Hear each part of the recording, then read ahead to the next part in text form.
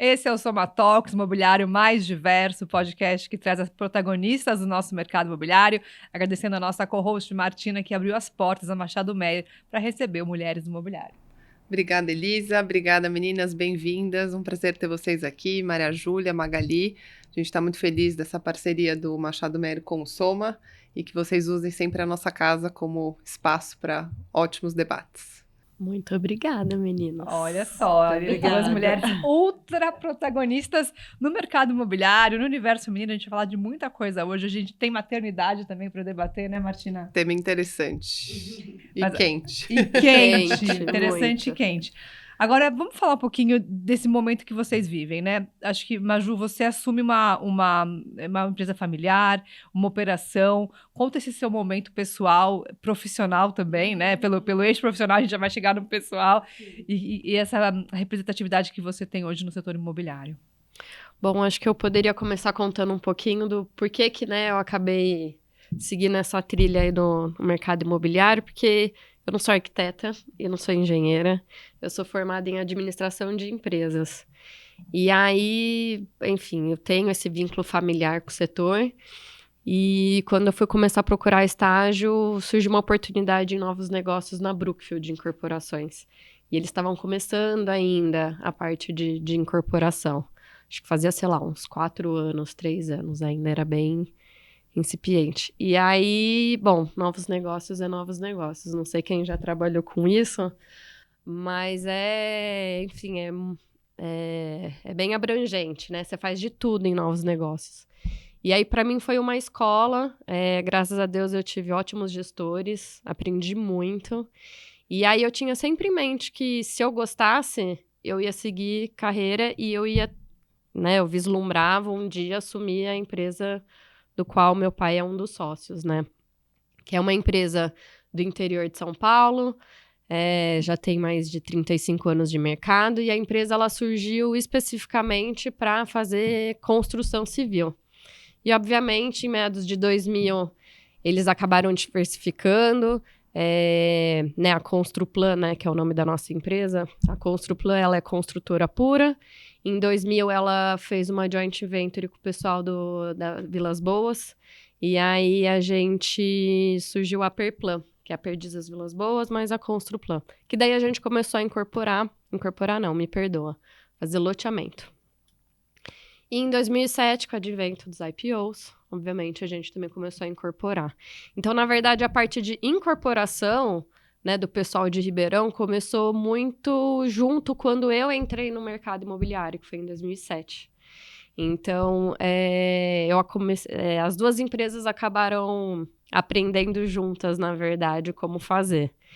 Então, eu fiquei aí, se eu não me engano, acho que deu de 2008 a 2010, 2011 na Brookfield, e depois eu fui para a Iven.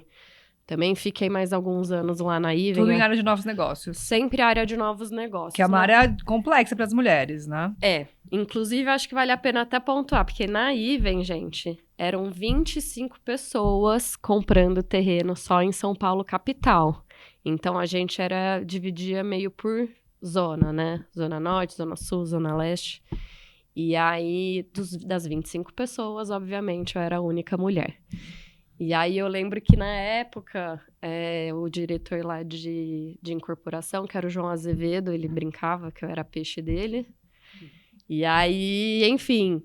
e realmente, eles me davam um tratamento diferenciado. Apesar que o dia a dia era um ambiente machista, era um ambiente bem competitivo, eu acabei meio que tendo que me virar ali nos 30. Então, eu acabei criando um pouco de uma casca ali para conseguir trabalhar com eles.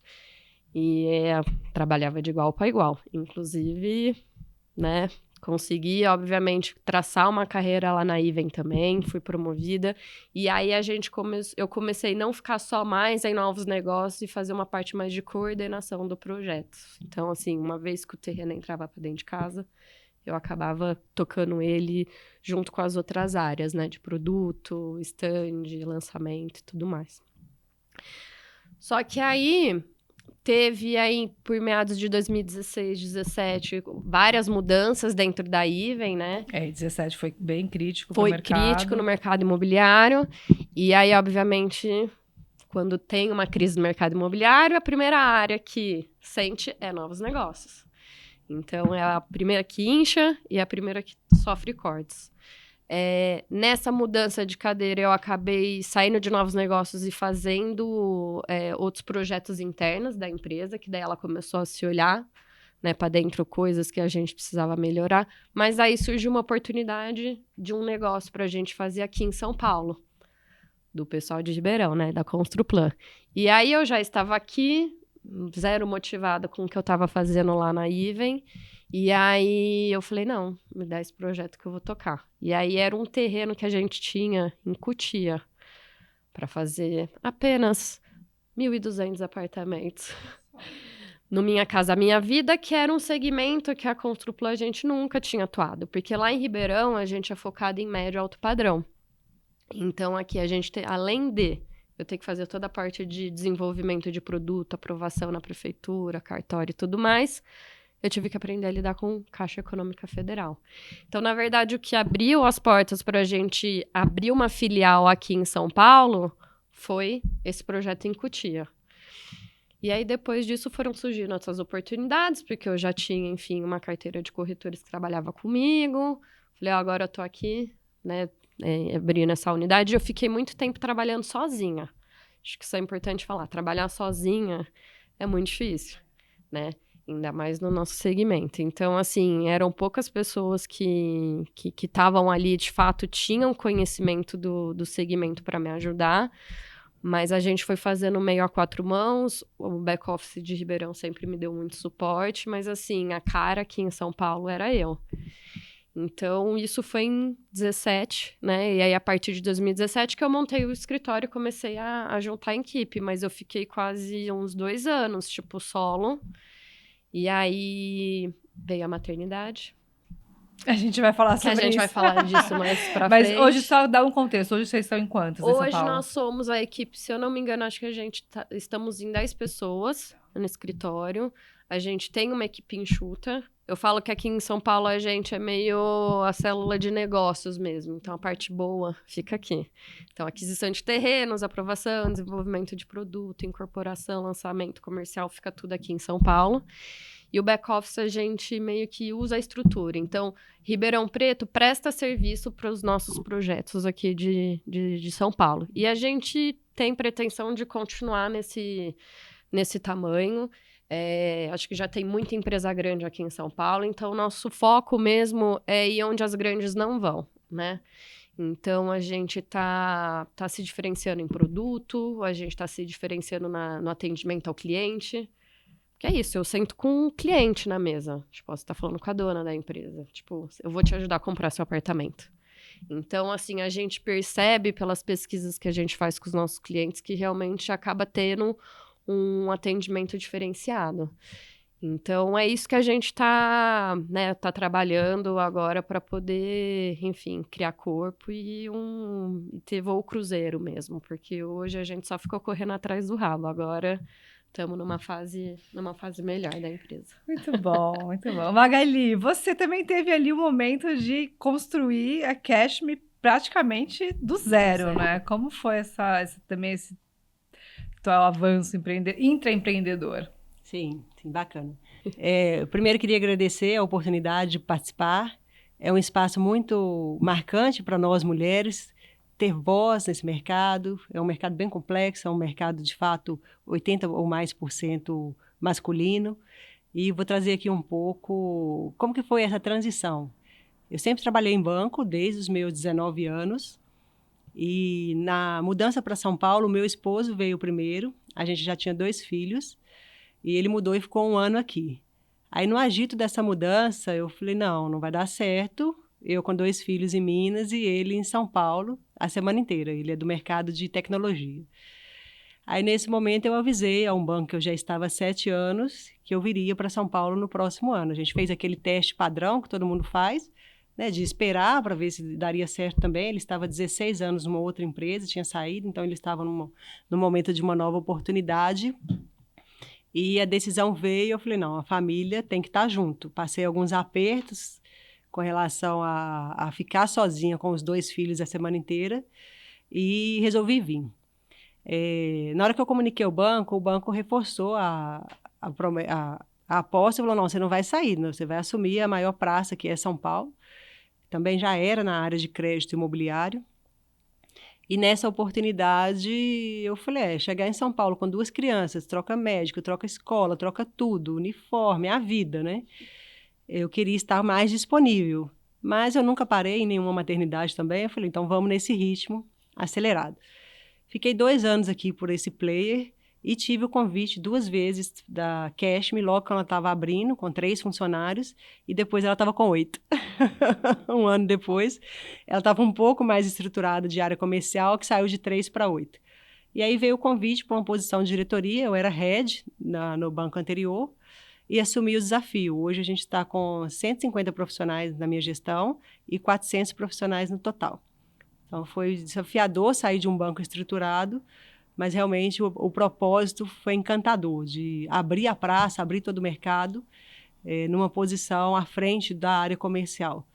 E no meio desse percurso você teve teu terceiro. Aí no meio disso, mineiro gosta de família grande, a gente sempre quis ter o terceiro, mas se for esperar o momento ideal, a gente não tem nenhum. E aí nós tivemos o terceiro filho. Segundo meu marido, eu dei 3 golpes da barriga nele. Não, você não é tão bobo assim. Isso não existe. E aí veio nosso terceiro filho, um paulistinha, e eu falo, para quem está com 2, anima ter o terceiro, que o terceiro faz aquele fechamento com chave de ouro. Eu queria muito ter 5, mas o marido corre. Ele fala, não! Eu falo que o homem ele pensa mais no financeiro e a mulher ela pensa mais no emocional, na família grande, que vai passar rápido. Não é tão simples assim o dia a dia, a rotina com 3, a gente vai comentar um pouco. Ela é bem, ao mesmo tempo, elástica e complexa, mas tem desafios novos de estar em São Paulo sem família, só nós 2 e os 3 filhos. Tem muito desafio aí nessa... E você construindo uma empresa ali, nessa né? história, e abrindo uma empresa do zero, da área comercial, onde que eu tive a oportunidade de usar todo o meu network bancário desde os meus 19 anos. Sempre foi segmento de empréstimo e sempre área comercial. Então, isso me trouxe um conhecimento muito grande das pessoas e de empresas, o que possibilitou eu montar essa equipe. Então, a maioria ou já trabalhou comigo ou me conhece. Então, isso forma as pessoas certas no lugar certo. Eu sou muito dessa gestão. E estou na gestão desde os meus 26 anos. Então, é algo que eu sempre vendi primeiro para depois passar para a liderança. Então, eu conheço o que é bater de porta em porta, o que é fazer meta todo mês. Eu conheço bem essa caminhada. E é o que me dá força para gerir a equipe, porque senão não tem confiança, né? Muitas vezes o gestor que não fez a função primordial ali da venda vai dar conselho de coisa que ele não fez. Então, eu gosto muito de aconselhar o que eu já vivi, o que eu já passei. É a barriga no balcão, né? Barriga no balcão, literalmente. Meta todo mês, desafio, mas muitas possibilidades. Acho que as duas trazem algo muito semelhante no discurso, que é as duas têm posições de negócio, né? Então, posições comerciais. E muito baseado a importância das relações para isso, né? Das relações que vocês construíram e constroem, tanto dentro das empresas, mas com o público, com os clientes, enfim.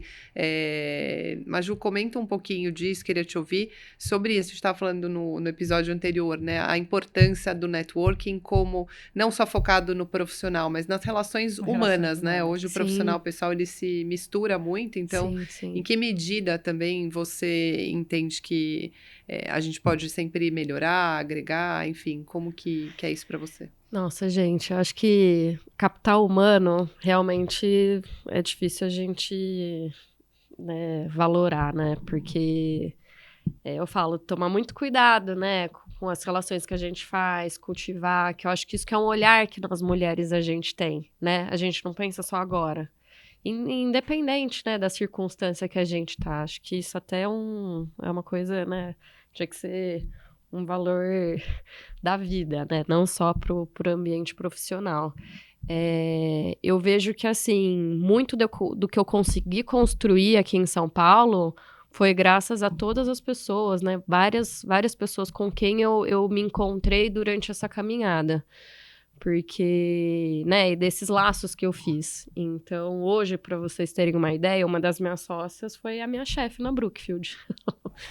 Então, assim, eu fui estagiária dela. Quando que você ia imaginar, Quando né, que a gente hoje... ia imaginar? E ela brincava comigo, ela falava, nossa, vamos tratar bem essa menina? Porque vai que um dia ela, né, ela é dona de empresa, sabe assim, né, família, não sei que eles brincavam comigo que era do interior, então era latifundiária, sabe assim, falava, nossa, essa menina tem dinheiro. Eu falei, ai, gente, até parece.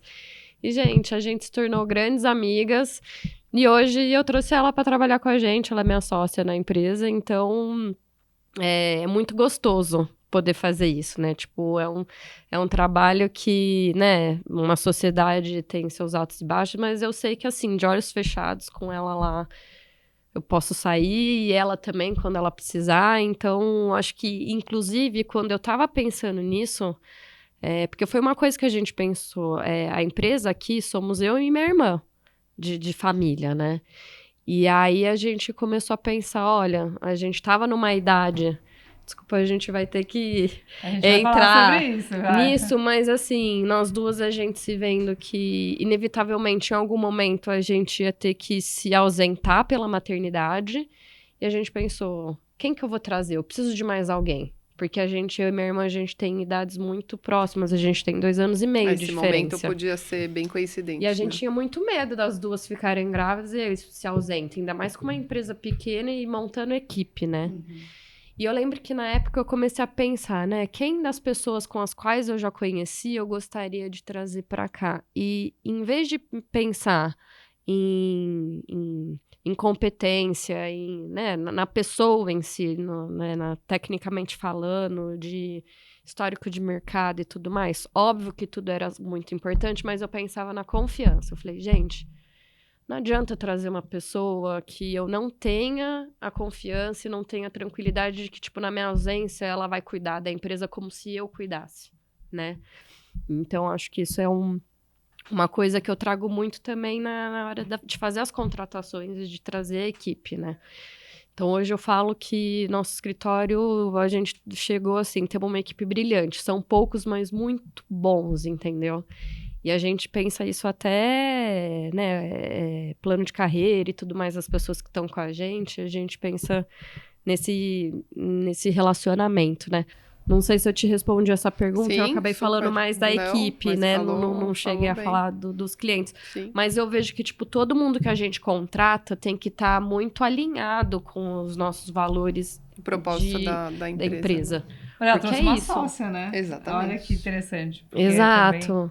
também, colocar também esse lugar de trazer uma mulher também como sócia, a gente já Sim. quebra vários paradigmas. Paradigmas, Não, sem a dúvida. gente negócios. brinca que, tipo, a empresa de mulheres. Se você for pensar, quando a gente contrata e vem, a gente faz reunião de status, as mulheres são em maioria. A gente fala, gente, tanto é que quando tem os meninos estão juntos na sala, enfim, a gente que desliga o ar, fala, não, vocês que tirem a camiseta, porque aqui a gente tá em maioria.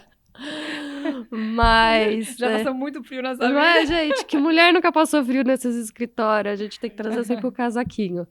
Mas, e aí eu vejo que, gente, lançamento, repasse na caixa, tá a equipe toda nesses momentos. E todo mundo atende. Todo mundo veste a camisa. Todo né? mundo veste a camisa e vai falar com o cliente, vai se relacionar com o banco, vai falar com o corretor, vai falar... Todo mundo. E a gente fica tranquilo, porque assim, não é questão de treinar. A gente vê que tá no DNA, sabe, das pessoas. E no dia a dia mesmo, né, de escritório. E exige tempo, né? Tem uma dedicação pra gente fazer networking, contatos. Como que é esse tempo que você multiplicou depois de 3 filhos, Magali? Nós tivemos uma situação bem inusitada e bem difícil.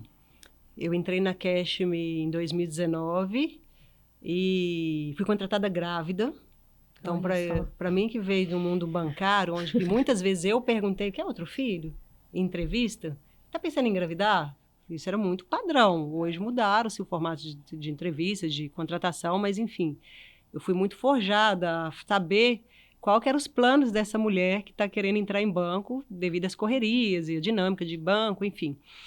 E nesse momento eu entrei e fui convidada por grávida. E o medo veio para mim. Falei, não vou sair de uma empresa de 7 anos para abrir uma frente comercial grávida. Espera, depois eu venho. Não, é para agora. Enfim, então fizeram tudo o necessário ali, intermediaram todas as questões financeiras para que eu pudesse fazer essa transição para ir. E na hora que virou, isso era novembro, na hora que virou março, nós entramos em pandemia.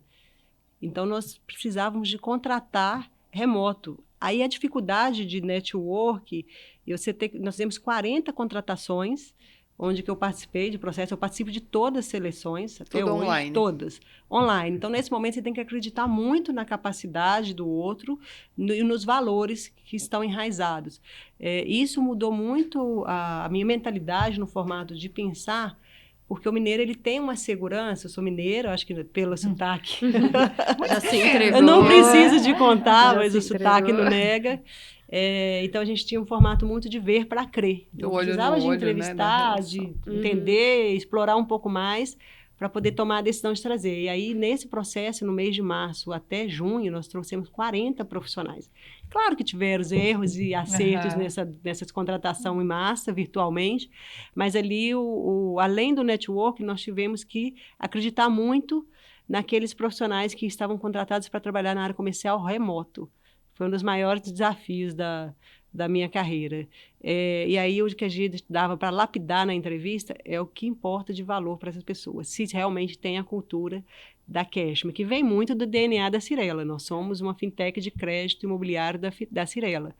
Então, apurar isso virtualmente foi um jeito novo de dar valor ao outro e dar capacidade e oportunidade. Fiquei curiosa em saber como é que a gente consegue captar esse propósito pelo virtual, porque é tão difícil, né, a gente conseguir virtualmente, ainda mais em tempos de redes sociais, onde as pessoas se vendem de uma forma tão diferente do que elas são verdadeiramente. O que você conseguiu aprender dessa época que a gente pode aprender aqui com você? Hoje não pode mais... O meio bancário, ele vem se formando e muito evoluiu em termos de ranqueamento, não pode ter ranking, não pode ter exposição. E na parte das entrevistas também evoluiu muito. Você não pode ficar fazendo perguntas se é casado, se não é, quem que olha o filho. Você tem que deixar a pessoa à vontade para que ela fale. Então, eu já entrei em muita entrevista. O interrogatório não cabe mais, né? Que aquela lista de lavanderia. Eu entro em muita entrevista que eu não pergunto o estado civil e não cabe. Quero saber dos projetos que ela fez, que momento que ela está de vida. Então, eu já começo muito assim. Qual fase que você está de vida? Então, a gente vai fazer um bate-papo, que também já foi no RH, já passou uma trilha, eu faço mais a entrevista final, para ver se casa com o momento que a empresa está. Isso a gente quer ver a junção de valores. E na oportunidade, na liberdade de uma conversa, é onde que você consegue extrair. Pode ter mentira ali, pode ter treinamento de como que se portar em entrevista. As perguntas que você vai fazendo, não rotuladas, eu não trabalho um checklist de perguntas.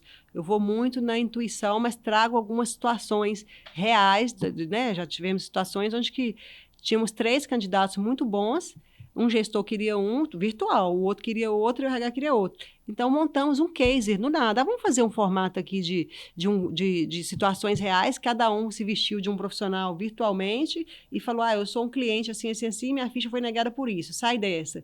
Fazendo uma simulação para tentar extrapolar ainda mais a capacidade de argumentação, de objeções, que é muito importante na atuação de área comercial. Mas não tem receita de bolo, Elisa. Não tem. É muito do brilho no olhar, do momento. Eu falo que o ser humano, ele pode ser articulado, ele pode fazer milhões de cursos, mas a verdade, a essência dele, se você tiver uma oportunidade de conversar por 30, 40, 1 hora, você vai conseguir extrair boa parte da essência dele. Especialmente no tema livre, né? Que acho que principalmente esse é o que você quando tira tem o roteiro. ensaiado, a resposta Principalmente pronta, quando você né? consegue deixar a pessoa mais à vontade. Mas já errei também nessa... Eu falo, não tem bola de cristal. Não tem. Erramos muito. Tem gente que é boa de entrevista, né? Tem. E tem gente que não é, e você fala, não, tem potencial, você tem que ir fazendo as perguntas. Tem que acreditar. Tem que acreditar e fazendo pergunta para ir verdade. tentando tirar a informação da pessoa. Tem. E tem também a questão geracional, né? Acho que a gente vive hoje um momento também dessa pluralidade de gerações, especialmente quando a gente vai para meios híbridos, que você inclui uma geração cada vez mais nova E é super complexo a gente conseguir trabalhar, né, com essa pluralidade de gerações. Como que vocês estão lidando com isso no dia a dia dentro das empresas? Eu comento muito, assim, que trabalhar com profissionais... A Cashman é uma empresa diversa, ela tem programas de contratação acima de 50 anos, ela apoia muito a diversidade, e isso também é diferente do mercado mineiro a qual eu vim. Eu já estou em São Paulo há 6 anos, e aqui eu tenho essa oportunidade dessa diversidade de forma de pensamento, de cultura, e isso traz uma grandeza para a empresa. No contexto onde que você caminha ali, para modelos onde que as pessoas se expressam mais, você tem que ter mais zelo no formato de lidar, porém você tem uma gama de oportunidades. Então, não é o tempo que ela vai ficar na empresa, tem que ficar 15 anos, 1 ano, não, é o projeto que ela vai tocar, e se ela ficar 6 meses, que ela deixa a marca dela em 6 meses. Então, tem muita contratação que durou 6 meses aqui na empresa, ou 3, mas que a pessoa provocou mais de que um que está 2, 3 anos. Então, para a gente que é uma fintech, que se faz nova todo dia, esse perfil ele é mais necessário do que um funcionário que vai ficar com a gente 3, 4 anos. Hoje nós temos 6 anos, uma empresa jovem, extremamente jovem. Então a gente opta por, às vezes um dos gestores fica aquela dúvida, nossa, mas vai continuar procurando emprego. E daí? Se você entender o projeto, ele entender e topar o desafio, durar 6 meses, tem muita gente que fala, precisa de 1 ano para se pagar. Eu não me apego a essa teoria, eu entendo muito mais o compromisso que ele está disposto e explicando o momento que a empresa está. O momento está no momento de expansão ainda, é PAP, está animado? Eu gosto de falar bem as dificuldades para não encantar, para não colocar ali um mundo da País das Maravilhas para ele. Eu falo tudo da dureza, todo mundo fala tudo de bom, na hora que chega comigo é só... você sabe o que é isso? Você sabe o que é aquilo? Você sabe que tem que fazer isso? Aí, não, isso tudo, isso tudo já viu que não é, eu falo... Tem que ser franco, porque gera expectativa para você. Exato. E gera expectativa na empresa. Sim, claro. A expectativa ela é dupla, para quem está chegando e para quem está contratando. Então, esse alinhamento, se a gente conseguir chegar num match ali, tem dado certo, porque a transparência, a verdade, ela é toda nessa condução. Para o nosso segmento, assim, quem trabalha mesmo com incorporação, infelizmente não funciona, porque nosso ciclo é longo. Então, assim, a pessoa, por mais que ela toque, né, projetos, e quando eu falo projetos, são terrenos que viram prédios, e é mais difícil. Então, respondendo a sua pergunta, Elisa, é mais difícil contratar essas gerações mais novas. A gente vê primeiro que, às vezes, eles não sabem direito o que eles querem, então... O modelo híbrido, de fato, funciona, a gente tem isso na empresa, mas não é isso que segura ele. Então, assim, tanto é que a gente até mudou um pouco o perfil de vaga, né? A gente tinha vaga de estagiária, analista júnior, e cada vez mais a gente viu que estava precisando de perfis um pouco mais maduros, assim. Porque, assim, qual que é o diferencial da CP residencial aqui em São Paulo, né? Quem é a CP aqui em São Paulo? Quase ninguém conhece a gente é novo aqui. Então, como é que eu vou atrair esse público jovem que está saindo da faculdade, está querendo começar uma carreira? É muito difícil. Então, hoje, o meu peixe, eu falo que é muito mais a qualidade de vida e de você poder autonomia, ter as rédeas da sua vida e da sua vida profissional e pessoal, do que eu preciso de alguém com um perfil que já sabe o que quer. Né? E que está procurando uma certa flexibilidade, que sabe que quer trabalhar com isso. E a gente tem feito projetos também dentro da empresa para poder dar uma motivada nas pessoas que estão lá dentro com a gente, porque o ciclo é muito longo, né? Então, assim, às vezes a pessoa entra, compra o terreno tá dentro de casa, mas até lançar a obra ficar pronta, ele não viu. E o que é o mais legal, né? Você pegar o ciclo inteiro do negócio. Então, fazer esses pequenos projetos e que a gente precisa, porque é uma empresa pequena, a gente está se estruturando, são coisas que a gente tem implementado para poder reter essas pessoas que são muito boas e estão com a gente. Muito legal. E a gente está falando agora de propósito, de quereres, né, de impacto. Qual que é o impacto que você deixa e quer deixar para o mercado imobiliário? É uma pergunta difícil, hein? O impacto, eu acho que, né, pensando aí na missão, né, o que a gente gostaria de ser aqui, a gente está muito preocupado com o produto, Produto é uma coisa que a gente realmente está pensando, assim, no detalhe. Tipo, é um produto caprichado, sabe? Que você vê que passou pelo olho de todo mundo dentro da empresa, que foi pensado. Então, eu acho que o impacto que a gente quer, na verdade, é na vida das pessoas que vão morar nos nossos empreendimentos. Né? A gente brinca muito lá dentro, né? Que dificilmente, pelo menos nosso público econômico, é o primeiro e único. Dificilmente ele vai fazer uma nova compra durante, né, a vida. Mas saber que essas pessoas vão virar nosso próprio marketing é que nos deixa, enfim, satisfeitos com o nosso trabalho. Então, receber o feedback dos nossos clientes e saber que a gente está transformando a vida deles, isso eu acho que é a nossa missão de ser. Então, estamos trabalhando muito produto para impactar a vida dos nossos clientes e, enfim, e trazer coisa mais bonita para a cidade, né? Acho que não tem um orgulho melhor do que você passar e falar, nossa, fui eu que comprei aquele terreno, fui eu que fiz aquele projeto, porque eu acho que, na verdade, foi o que mais me encantou, né? Porque sou geveniana, todo mundo foi pro mercado financeiro, bem de consumo. Você fala, gente, o que me segurou aqui, eu fiquei tentada de ir pra lá também, vocês acham que não? Mas ver um projeto saindo do papel e tá que, tipo, é o prédio ali, saiu, o 2D virou 3D ali. É muito legal. Eu acho, pra mim, é o que é gratificação. E você, Magali? A gente vende dinheiro. E vender dinheiro é algo que todo mundo precisa, mas o mercado bancário é muito burocrático.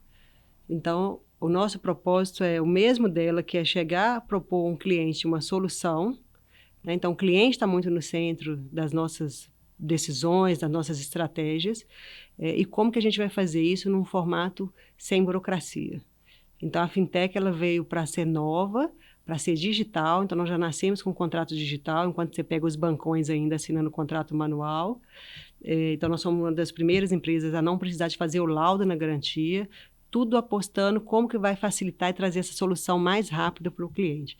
Então, o grande propósito da empresa é isso, é ser uma empresa pouco burocrática, desburocratizar esse mercado bancário e abrir mais espaço para que novas fintechs mostrem como é fácil ter acesso a crédito. Porque hoje, para você conseguir crédito num banco tradicional, a gente brinca que ele pede até o DNA. Né? Então, o formato que a gente entende existe sim uma garantia real, é um crédito seguro, é um crédito com garantia, mas como que a gente facilita isso no dia a dia? Como a gente promove uma experiência do cliente nesse processo, nessa jornada que também não é curta, não é igual uma construção de 15 meses, 18 meses, é uma jornada ali de 30 dias, mas é uma jornada que ainda é longa. Se a gente vai para o mercado externo, para o mercado internacional, hoje já existem aplicativos, você faz sem nenhuma interligação. Então, a Cashma ela foi a primeira empresa digital a não precisar de fazer uma visita em loco de um engenheiro no seu apartamento, acreditar em aplicativos que trazem geolocalização. Com isso, com o tempo, nós mesmos viramos sócios dessa empresa que traz essa modernidade e a cabeça estratégica o dia inteiro é isso. O que nós vamos melhorar nesse processo? Para isso existe um foco também, então o foco é muito centrado em um produto só. Isso eu acredito que seja o grande sucesso, que você está concentrado as suas estratégias, dinheiro, né, toda a parte ali de fund, tudo, para um único objetivo.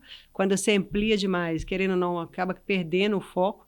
Então, hoje ela é bem nichada em termos de portfólio do que fornece para essa relação B2B e até chegar ao cliente final. E o nosso propósito é isso, como que a gente vai causar um impacto positivo nesse mercado, nesse Brasil, fazendo o cliente ter a solução de uma forma mais tranquila, mais leve e mais acessível.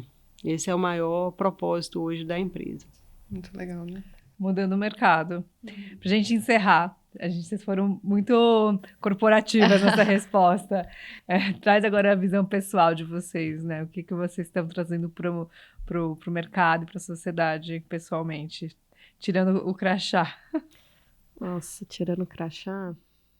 É difícil tirar o crachá e não já vestir a roupa de supermãe, né? Mas não sei, eu penso muito no meu trabalho, eu penso muito em mostrar tudo que eu tô construindo já pros meus filhos, sabe? Então, eu acho que minha maior realização profissional de vida... Ah, é difícil, gente. Preciso pensar um pouco. Deixa a Magali responder quando você Isso, pensa. deixa eu elaborar minha... O meu maior desafio, agora falando como vida, é a maternidade. Eu não tenho dúvida. Eu tenho muitos desafios nas empresas que eu já passei, na gestão dos times, mas a maternidade ele é o meu maior desafio. Eu falo que criar uma criança, educar para a vida, para o mundo, não é fácil. Então, de fato, o que eu tento trazer para ele, para os três, né, eu e meu esposo, de forma muito enraizada, são os valores. Né, esses valores de família. Muitas vezes a gente sai daqui para ir num evento em Minas, que não é na capital, é 3 horas. Eu sou do interior, de uma cidade de 5 mil habitantes. E os eventos da família são 14 tios de um lado e 14 tios do outro. Então, eu tive sempre 60 primos aqui e mais de 60 de cá. Então, eu fui criada em fazenda, com família muito grande, com as tradições muito corriqueiras, Natal, festa junina, a gente é católico, então as festas das padroeiras, e são coisas que marcaram a minha infância. Até meus 15 anos eu vivi nessa cidade de 5 mil habitantes, mas desde criança sempre quis ser mãe, e mãe de muitos, não quis ser mãe de um, nunca teve no projeto ser só um. Eu sou filha nós somos em 3 também em casa. Então, os valores que eu deixo muito tangíveis para eles, tenho a ciência que a vida não é fácil, mostro para eles, tanto eu como meu esposo, criar com limite, criar com muitos valores, mas é um desafio diário. Nunca pensei que daria conta de tudo e nem quero dar. Sempre tive rede de apoio. Aqui em São Paulo eu tive que criar a minha rede de apoio. Então, tem histórias que são bem complexas, do tipo, na pandemia, todo mundo dentro de casa e eu com um bebê, ele nasceu. Vai fazer aniversário agora dia 16 de maio, então ele nasceu em 2020. Eu fui uma das primeiras a ser afastada da empresa. Eu descia no mercado, as pessoas me olhavam, o que essa grávida está fazendo na rua? Né? Então, ele nasceu na pandemia, então é um bebê de pandemia. E aí tem todas as suas particularidades, mas é uma alegria muito grande quando você passa uma correria de vida. Meus outros 2 são maiores, a menina já tem 16, que é a Maria Luísa, o Bernardo tem 11, e aí vem um pequeno numa outra fase de vida. Então, cada um veio num momento muito especial. O do meio, o Bernardo, veio após o falecimento da minha mãe. Minha mãe faleceu muito jovem, com 65 anos, e ela era o pilar da casa. Então, foi uma fase muito difícil para a gente. E é nessa construção diária, nessa rede de apoio que é necessário, entendendo que a gente não dá conta de carregar todos os pratinhos, não dá mesmo e nem tem que dar. Que bom que não dá. É tirar essa culpa. Eu tento sempre fazer horas de qualidade com a minha família. Se eu estou em casa com eles no pouco tempo que eu tenho, porque eu tenho uma vida, né, muito corrida em termos de viagem, em termos gerenciais, aquele momento eu torno de qualidade. Mas é um desafio diário, e toda vez que eu passo muito aperto, e já passei vários, na gestão da casa, na criação de filhos, eu vou buscar um curso e alguém que já passou por isso, já estudou. Então eu falo assim, o mundo existe desde que, né, o mundo existe há anos e alguém já passou por isso. Então eu vou atrás desse conhecimento, às vezes de psicologia, às vezes disso, e sou a louca do curso. Aí eles falam, que hora você faz? De 4 às 6 da manhã. Porque é o horário que está todo mundo dormindo, é o horário que ninguém vai me parar, e eu consigo, de fato, estar conectada ali. Então já tive muito que buscar curso para poder entender o que estava acontecendo com as crianças, né? A chegada de a forma que um reagia agressivo com o pai. Já tive situações bem complexas, mas sempre buscando, ora ajuda profissional, ora curso que vai me trazer um pouquinho mais de informação, de estrutura de estudo que consiga me passar esse conhecimento para eu poder replicar em casa. A mulher, ela tem um papel muito importante dentro da casa, que ela é a luz e a energia dessa casa. Então, a nossa energia, ela vai impactar em todos os ambientes da casa. Então, nós temos que cuidar disso. Não é que a gente tem que estar sempre com um sorriso, não é isso. Mas a gente tem que ter essa consciência que a nossa energia é a energia da multiplicação. A mulher, ela gera. Então, ela aproveitando que está chegando aí o Dia das Mães, o poder que a gente tem, e a gente transcende isso nas empresas, é de multiplicar. Mas o meu maior desafio é isso. Eu tento criar ele com muito valor, com muito propósito. A minha mãe sempre trabalhou, né? Uma relação onde meu pai era um comerciante de interior e ela era uma bancária também, concursada. Então, eu tive aquela mãe que trabalhava 6 horas, tinha presença, mas ela tinha um trabalho. Então, eu nunca tive outra vivência no sentido de pensar, não, ia trabalhar, sempre quis trabalhar e comecei muito cedo. Mas o propósito para esse mundo e para minhas crianças é que uma família, ela é a base de tudo. Né? Ela é a base de tudo e família pode ser de um, de dois, é uma família.